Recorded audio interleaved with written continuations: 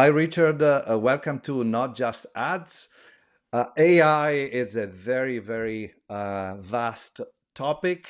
We will today mainly focus on media, but I want to start with the generic question.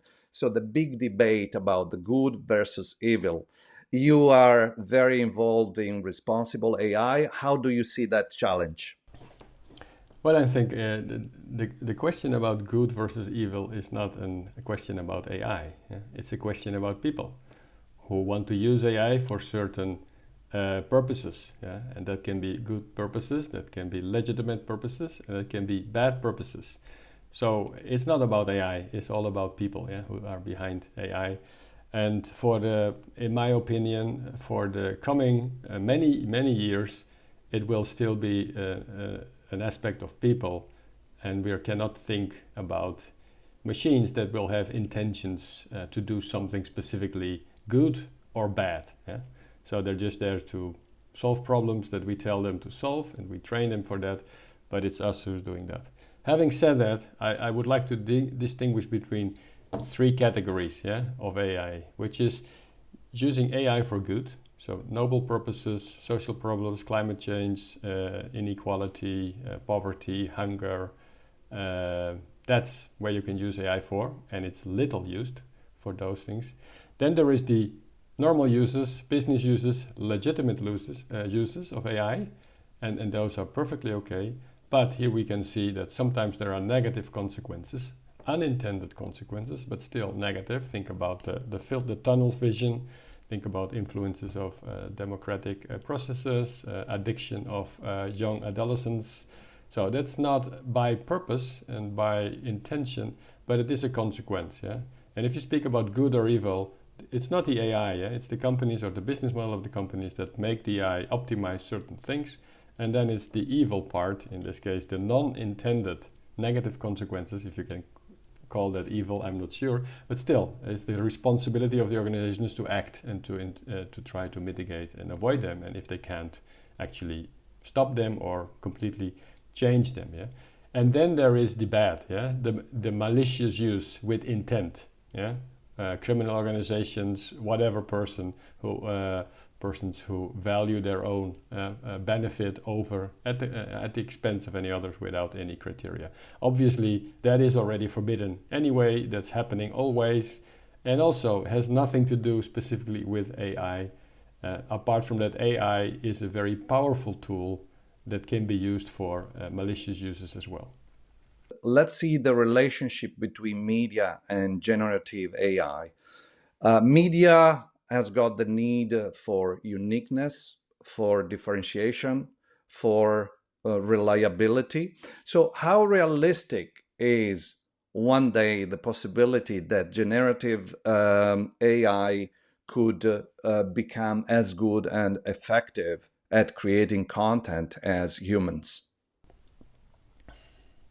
Well, of course, it depends a lot of content. Yeah, if you speak about media and you want to have, let me a commentary an op-ed, yeah, about some topic.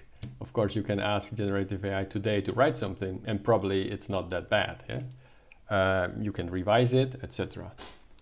And then you can decide whether to publish it. Writing, of course, an op-ed completely autonomously without supervision. You could do that, but I don't think any serious media organization wants to do that, yeah, because they want to have it a certain vision, a certain values and norms. Of course, you could set up a completely new media outlet that is with the topic that is completely automatically generated, yeah, and make a feature of that, taking for granted all the risks that are there, yeah. That is, but if you speak about news reporting, about facts and interpretation, I think then we're still quite far away, yeah, for generative AI to do that. Of course, it might be possible sometimes. Take into account that also generative AI from the beginning, yeah, the first released models, from what is available today, is quite also a technological improvement where they went from full generation, yeah, with the risk of hallucinations and let's say incorrect content towards more retrieval augmented generation, yeah, where you mix specific content that you say, okay, whatever you answer me, base it on this retrieved documents that I give you, but then use your whole machinery of language, natural language, to generate a fluent conversation, and to bring the pieces together. That can still go wrong, but the likelihood that it's going wrong is much smaller than with the first, let's say, generation of generative AI. This is interesting because it takes us to the core debate of today. So the impact of AI, generative AI, and AI platforms on media businesses, media monetization, and content. So there is it's growing by the week. The list of partnerships between AI platforms, OpenAI, for example, and media companies. I wrote an article. I was quite positive and excited by this because of different reasons. It sets a precedent. It sets the precedent that content needs to be paid for if it wants to be if the company wants to use it to train their model. It's good for society and democracy because it brings back a focus on content for media companies. So investing more in journalists to support with human content AI platforms. It's good for training models on accurate, reliable content and reliable data. Is good for media revenues as it adds an extra channel, an additional traffic source with the references in AI responses to the sources of that data, and it also overcomes the previous issues, or at least some of the previous issues with monetizing search and the relationship between search and media, and more the use of technology for media companies. Having said that, there are people that are absolutely against it. They think that is a managed surrender. What is your take? Okay. I read your article. Actually, it's very interesting article to put it in a certain perspective. Yeah, I would like to put it even in a broader perspective, and I think any media company today needs to explore with generative AI, but explore in all different aspects. Yeah. And for instance, what the New York Times has done in suing OpenAI is an exploration of IP, because I think the issue of IP will just become an agreement. It will become a law. It's not just today, but it will be. I mean, in the end, there will be an agreement, and whatever comes out, media companies and AI companies, they will need to comply with that. Yeah? It can be different in the US than in Europe or in other parts of the world. But so I think it's good to explore. And then what the other companies do, having deals, I think it's exploring as well. Yeah? Is there a business opportunity? It's actually a very dull business opportunity. Yeah? So I sell access. It's a kind of, I give access to my data, and that's it, just the data, the raw data almost. There is so much value that you can create on top of that data that currently with these deals, it seems the media companies are leaving out of that. And at least we get something. So I think I can only say this is a good thing if it is part of a larger exploration activity. Yeah? Because then media companies have to think of what new services they can provide with generative AI. Yeah? And there are lots of things. Yeah? So you can, have a service of summarization. You can subscribe to a daily feed on something, you can put notifications, but it's all the content as is. Yeah, there's so much you can merge content. You can give me a weekly update on this, or if I very specifically, I can define my own category for alerts. Yeah, like a prompt. I can define a prompt, and if the New York Times or whatever, the Financial Times offers me a service, define what you want to be updated with. I mean, today you can't. You have to select keywords, categories, whatever. Yeah. So I have no idea whether there is interest of it, but this is what I said. You have to explore new opportunities. This technology can summarize, can create, can frequently asked questions. I mean, imagine you could do, and I'm starting to do that during elections. Yeah? The New York Times or whatever, the Financial Times, what they could have done is track every single uttering of a politician during the campaign, and then calculate how much percentage of the content they use is about insulting the other versus providing political measures. Yeah. So what's the balance today? I mean, that's something that society, depending on the different countries, but my impression is that there is too much focus on insulting and putting in discredit the other than on actually providing solutions. Yeah. Here, by the way, in the advertising world, it is forbidden to speak bad about a competing product. You can praise your own product, but you can never pinpoint another product. I think that should be a law as well in politics. Yeah, you can talk about the things you want to do, you can talk about negative things, but you can never pinpoint and insult another politician. Yeah? I think that's really very annoying. Yeah, and I think that's why people are fed up. Also partly with politicians. Now, a company, a news media could offer such a service, yeah, and then and give that to their customers or the citizens. So there are so many things you can do with this technology. So focusing only on selling your data, access to data, is an important step, but definitely is not the end of the story. Sure, and that is completely in the hands of media companies. So what will they do with the technology? But the risk that by doing so, by providing lawful access to their content, will mean that they will accelerate the capabilities and the possibility of AI one day to be able to be creating content as much as good as humans. No, is what makes. You don't think that's a danger? I think that is not it's a fundamental factor in the quality of what comes out. Yeah, I mean, if you take those models are trained with the whole internet. Even the New York Times is a drop in the ocean. Yeah. Now, unless the big tech companies are a kind of putting tiers or quality tiers on buckets of information, of content, yeah? And then they weigh the content depending on where it comes from, which they might well do, yeah, in the future. But if that not happens, it will not change, yeah? Because this is about it is about relations, statistical relations between content and words that go together. Yeah? Now, of course, if you have only, imagine you would only train your model on content from good media companies. Yeah? The quality of the outcome would be better. There would be less need for guardrails because there is no information on how to kill somebody or how to torture somebody.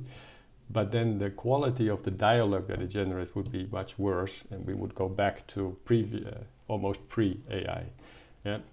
Now there are technological. I think there is a trend that in research now that companies and researchers want to create the same quality with less information, and if they succeed, then of course there is an opportunity here for media companies. But I don't think the content of this data will significantly change the quality as it is today. Yeah? If the quality changes, that is because the technology also changes around it, and what media companies should do is put conditions on how this data might be used. Yeah?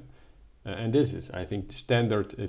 So I was previously working in Telefonica, where there was a lot of data monetization, and okay, you can use this mobility data for this particular purpose. Yeah? So media companies need to say you can use our data to train this specific model. If you want to investigate what else you can do with it, hey, that's a different agreement.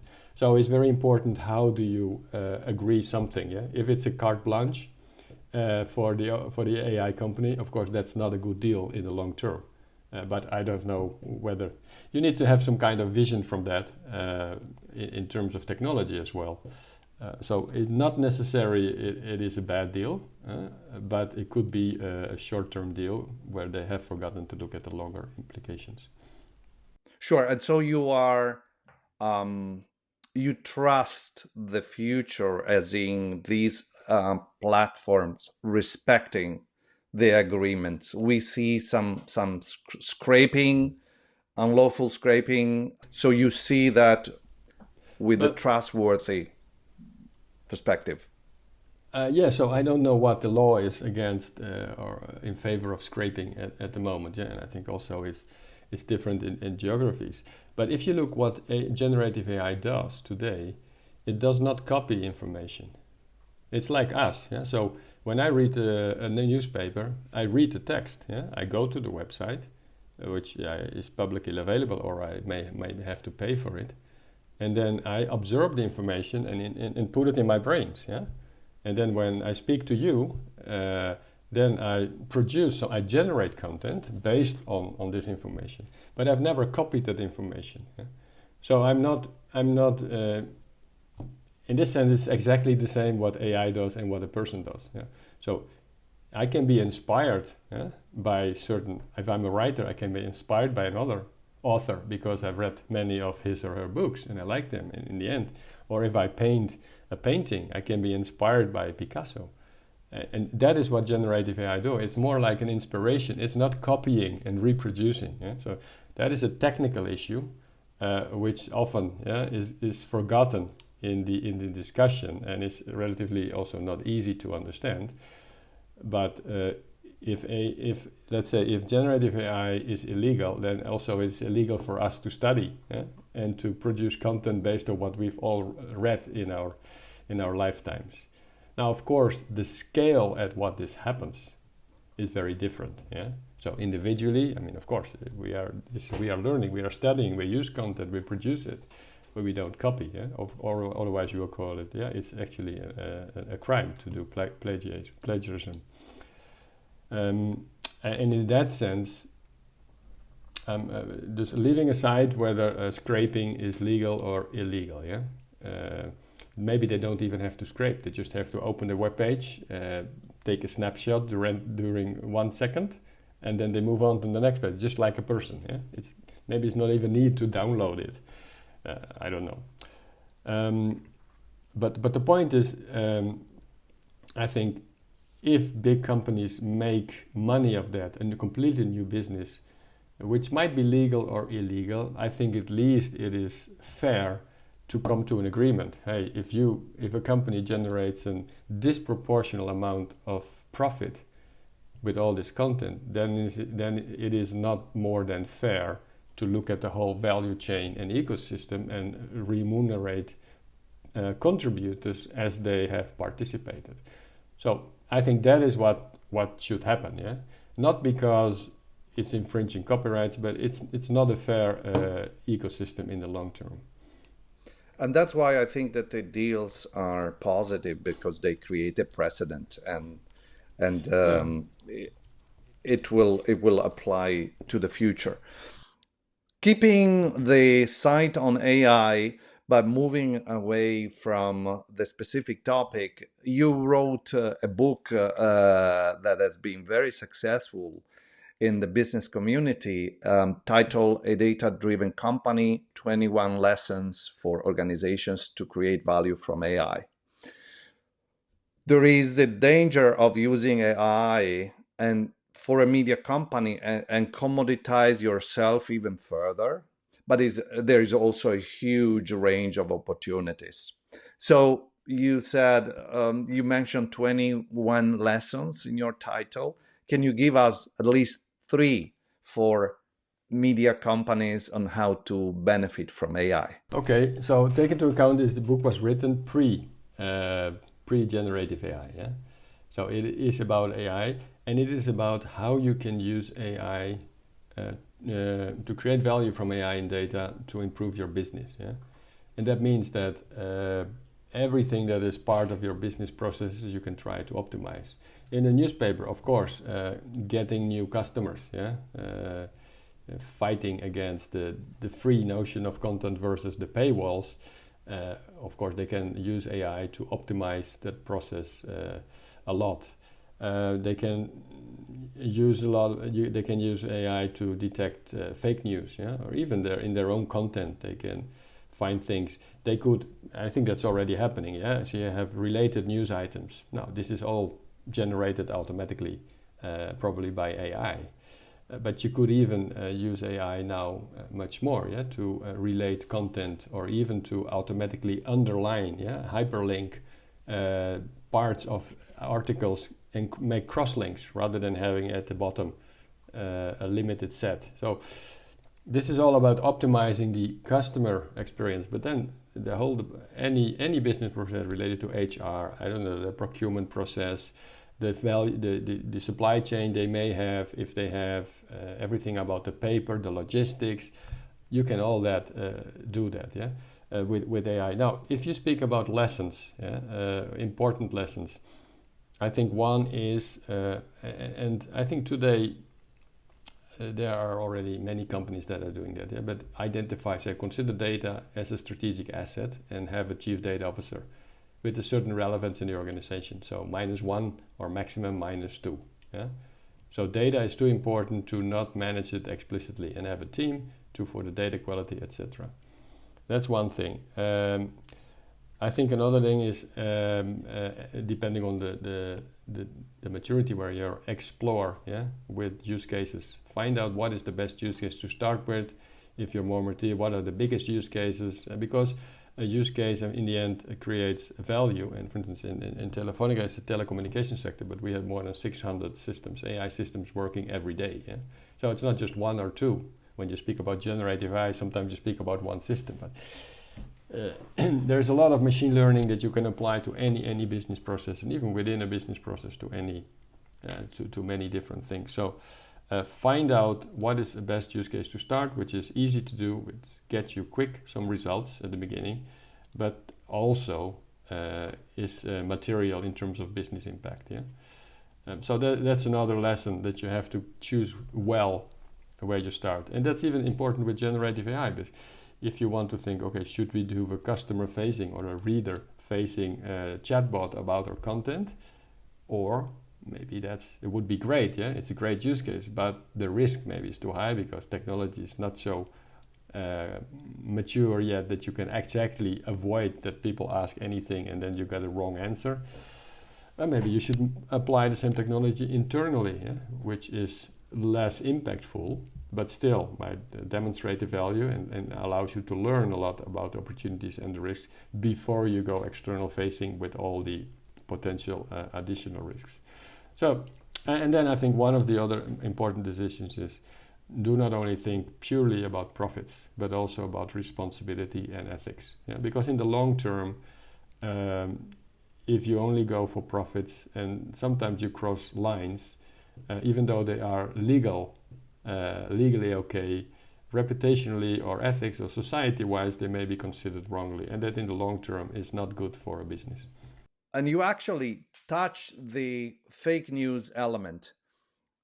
We hear a lot of marketing buzzwords about the power of AI, yet it doesn't seem that we are able to tackle fake news at the roots, misinformation, disinformation. What's the situation on that field? Well, fake news actually indeed is a very important part, especially because this technology is not only very powerful, but also being democratizing now through apps, so that everybody almost can create fake news and deep fakes very easily without any technical knowledge.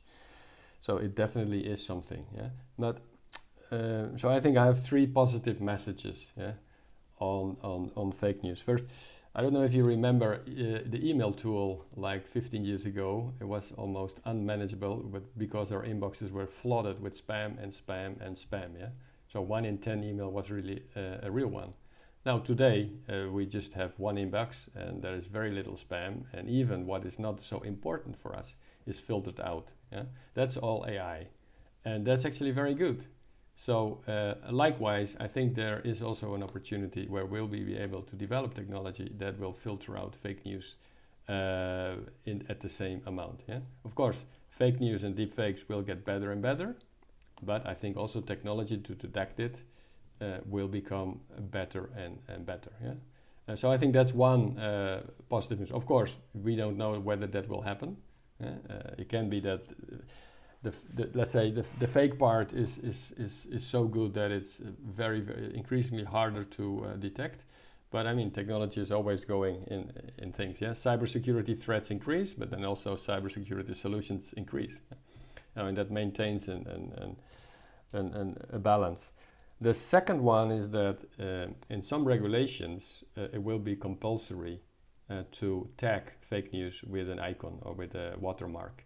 Yeah, so I can create a deep fake of anybody, or let's say celebrities, as long I make an explicit statement, this is a deep fake. And that need to be able to be recognized by people as well as by machines. Yeah? Now, this is actually the European regulation that is already approved and will enter into force in the coming days and applied within maximum 2 years. That requires that. Yeah? So you cannot produce a fake news or a content, not even fake, yeah, AI-generated content without being transparent to the audience. Yeah? Now, of course. So there will be the assumption that if it is not declared, then it's not lawful. Yeah. So if you then detect something it's not declared, you get a fine of 7 million euros or maybe 3% of your global revenues. Yeah? So it's a big fine. This is Europe. Yeah.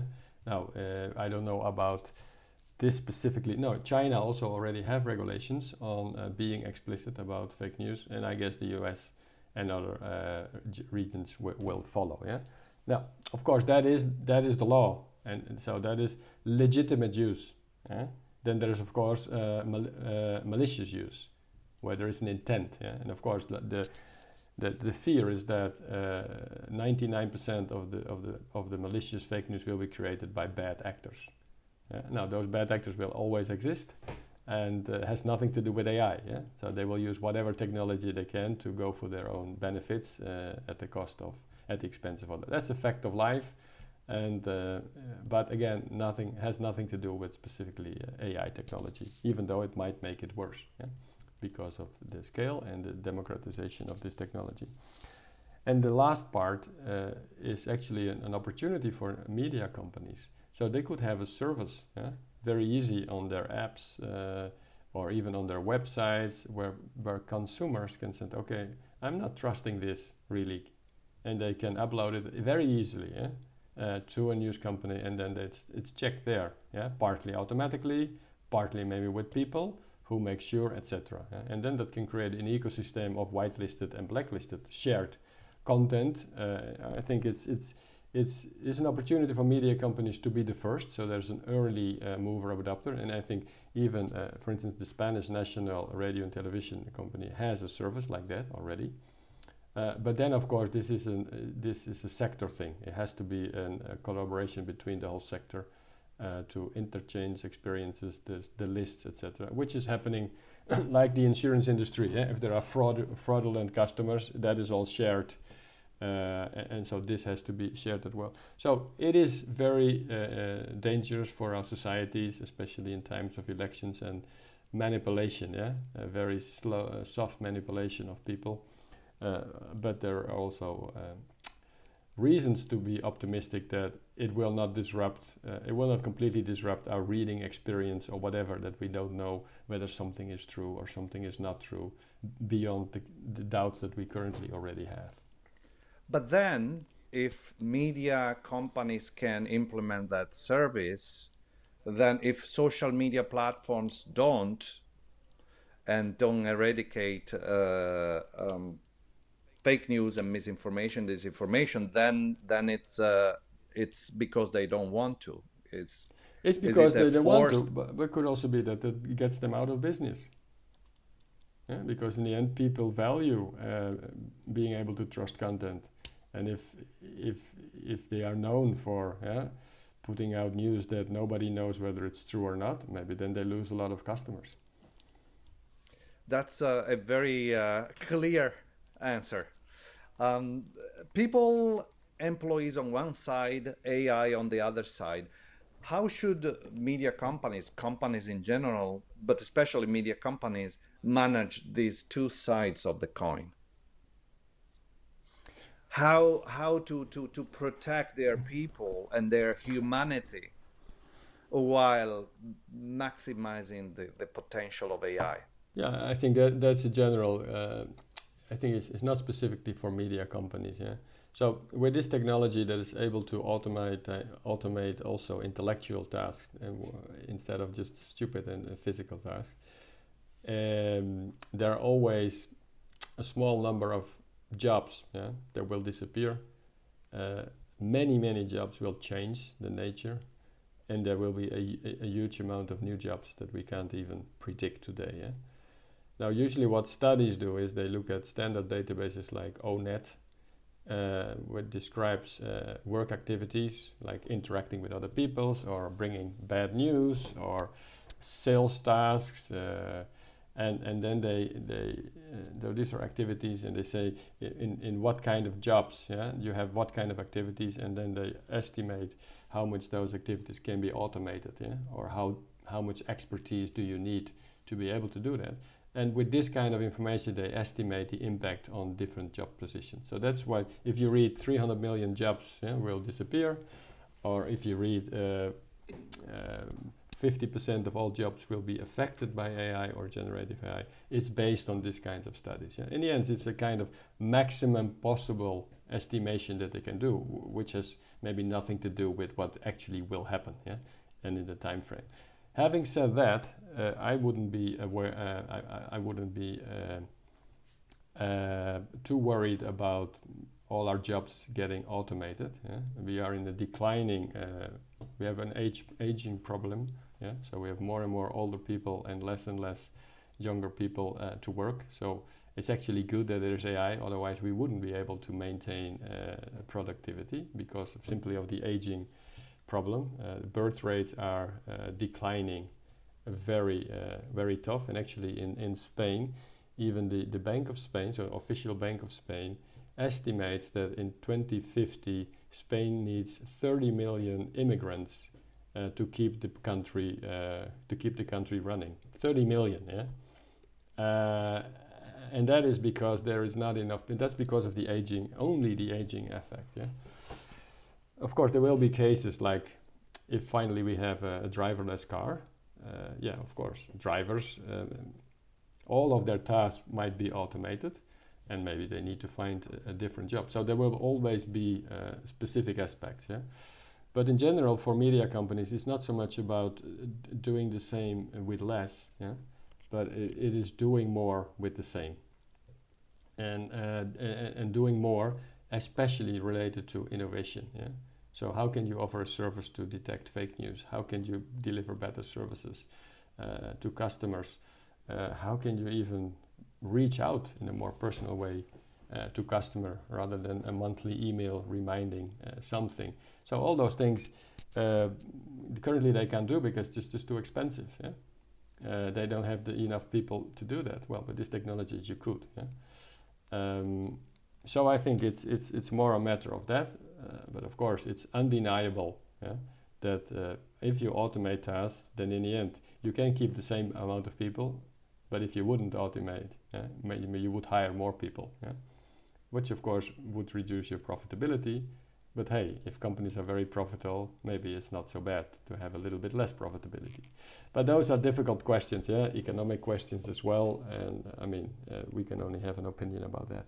But important ones, and but I like your optimistic perspective, your positive perspective, and I would close this conversation with the question to you: so, what can a company or even an individual do to be on the good, responsible side of AI?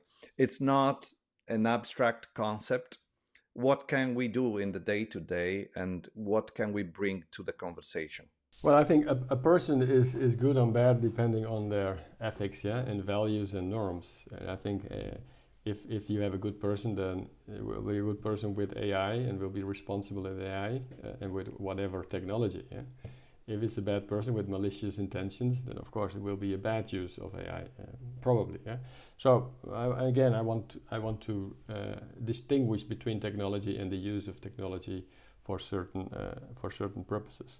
Having said that, yeah, as a citizen, I think citizens need to understand better how this technology works to some extent, and they need to have a proper criteria to say, I can believe this story. If somebody says AI will automate all our jobs away, or AI will control us, will end humanity, so they need to have some basic knowledge about how this technology today functions to understand whether, well, this is completely fiction, or this might be an opinion, or actually this has some reason for truth. Yeah.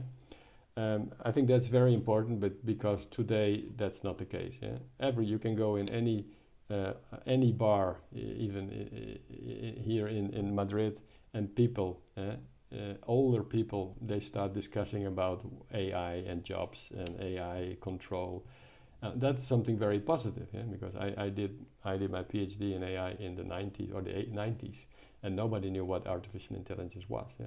Now everybody is talking about it, but is a lack of understanding. So I think that is dangerous, in the sense it's very easy for people to believe anything, to get afraid of it, and also to manipulate them in certain directions. And it's not so difficult, at least for a certain amount of people, yeah, to have a proper understanding. So I think that is very important for people themselves. So it seems to me that at the end, education is once again fundamental for us, for society, and AI too. Indeed. Richard, thank you very much for your positive picture, for your insights, and all the best for the future. Thank you very much, Alessandro. It was a pleasure to be here.